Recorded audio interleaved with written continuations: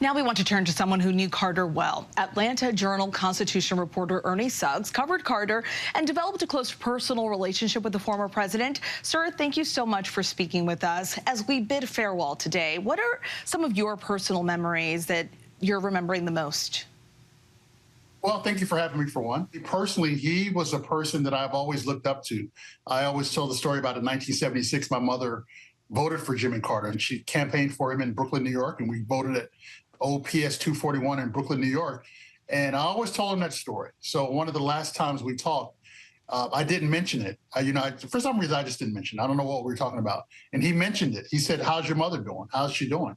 And I said, at the time, my mother wasn't doing too well. She's sick. She had been battling dementia. And he told me about, he reiterated the work that Rosalynn Carter was doing with mental health. And he asked me if my mother could talk on the phone. And I said, sure, she could talk. And he called my mother. And he called my mother out of the blue to talk to her, just to kind of give her some words of encouragement as she was dealing with this illness. And an illness that eventually his wife, Rosalynn, had. So I think that's the kind of example of a person who's compassionate, who loves humanity, who loves people. And I tell that story as if it's unique, but it's not, because he's done that kind of work, and he's done those kind of things for so many people for 100 years. For that, I'm proud.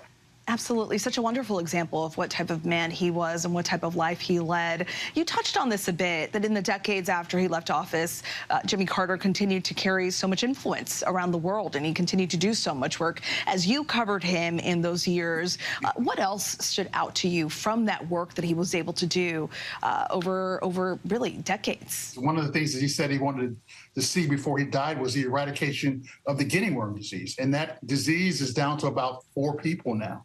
And when he started this, thousands of people were suffering from this horrible disease. Now it's down to about 4 people. So it's going to be eradicated in a couple of years. So this is the kind of work that Jimmy Carter did post-presidency. And the first line of his obituary that I wrote says that he was the 39th president of the United States. I'm sure that's the first line that you wrote in your obituary. But I think that if you ask him, his most enduring legacy is what he did after the presidency and what he continued to do up until his 100th birthday, to kind of promote humanity and to promote decency and to give to others.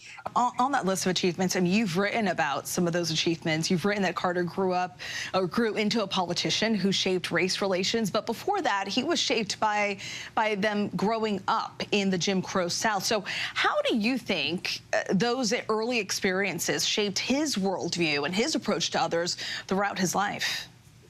I think it had a tremendous effect. He was born in 1924. Yeah, we have to understand that. So he was born prior to the Great Depression. He was born in the segregated South. One perfect example is in 1954, when he left the Navy to return to Plains to take over his father's business. He was the only white businessman in Plains, Georgia, who was not a member of the Citizens Council. And we know what the Citizens Council is. It's basically the Ku Klux Klan. They came to his store and said, "Hey, we're going to boycott you unless you join the Citizens Council. We will even pay your $5.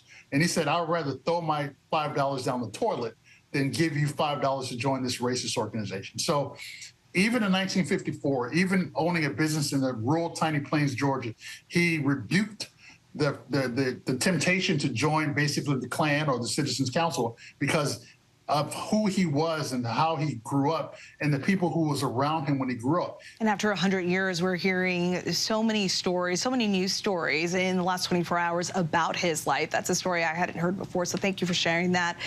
Since news of his passing last night, you've been speaking with people in Plains, Georgia, where Jimmy Carter is from, and in other parts of Georgia. What are you hearing from them? What are they sharing with you? People in Plains, Georgia, if you come by this town, they love him. If you go to anyone's house in Plains, Georgia, they have a story about Jimmy Carter, or Mr. Jimmy, as they called him. Everyone's house you go to has a photograph of Jimmy Carter. And it's not a photograph of him from the White House, or it's not a standard portrait. It's a photograph that they've taken with their Polaroid cameras or their selfies of him on their porch, eating peanuts and laughing and joking around, shucking corn.